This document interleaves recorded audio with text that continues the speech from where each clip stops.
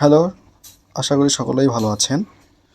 তো আজকে আমি আপনাদের সাথে যে বিষয়টা শেয়ার করতে যাচ্ছি সেটা হচ্ছে যে আপনি কিভাবে আপনার টন কিপারের ভিতরে যে ইউএসডিটা থাকে সেটাকে আপনি কিভাবে টনে পরিবর্তন করবেন, ঠিক আছে?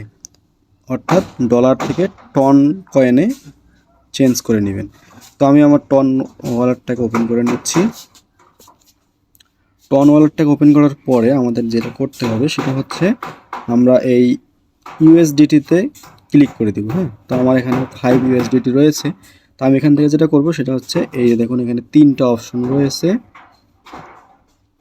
এই 3টা অপশনের হচ্ছে দেখুন এই প্রথমটা হচ্ছে সেন্ড, রিসিভ আর হচ্ছে সোয়াপ। তো আমার যে কাজটা হচ্ছে সেটা হচ্ছে আমার দরকার কিন্তু এই সোয়াপ অপশনটাকে ইউজ করতে হবে।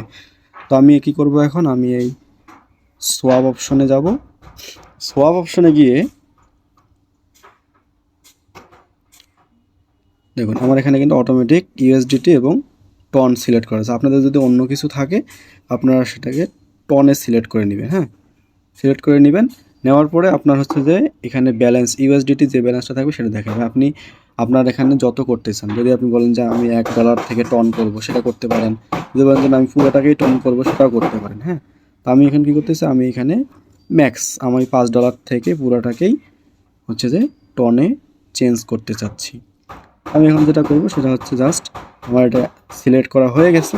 আমি এখন কন্টিনিউ ক্লিক করে দিই। কন্টিনিউ ক্লিক করার পরে আপনি এখানে দেখতে পারবেন যে প্রাইস, ইম্প্যাক্ট, এক্সচেঞ্জ রেট সব কিছু দেখা যাবে এখানে। দেখার পরে হচ্ছে যে আপনার কনফার্মে ক্লিক করে দিবেন।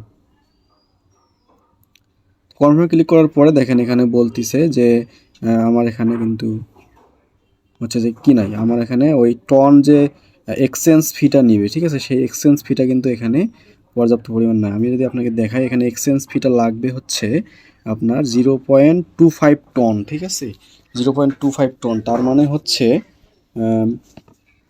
0.1 টনে বা 10 টনে হচ্ছে 0.1 টনে হচ্ছে আপনার প্রায় 51 বা 52 এরকম সেন্ট। সেক্ষেত্রে সেখানে দেখা যাচ্ছে যে আমার $1-এরও কিছু বেশি লাগবে, 1.25-30 ডলারের মতো লাগবে। হ্যাঁ, তো আমার সেটা নাই। আমি সেটা যদি থাকতো তাহলে এখানে জাস্ট কনফার্ম করে দিতাম। এরপর আরেকটা এখানে পপ আপ মেসেজ আসতো। এখানে যেটা আসতো সেটা হচ্ছে যে আপনি আপনার টন কিপারে পাসওয়ার্ড দিয়ে রাখছেন নাকি ফিঙ্গার দিয়ে রাখছেন, সেটা যে কোনো একটা দিলেই আপনার কিন্তু 2 থেকে 5 মিনিটের ভিতরেই কী হবে, সেটা ইউএসডি থেকে টনে চেঞ্জ হয়ে যাবে। তো আশা করি আপনারা যদি চান যে আপনার ইউএসডিটাকে টনে রূপান্তর করবেন সেটা কিন্তু এইভাবে করতে পারবেন। ঠিক আছে, ধন্যবাদ।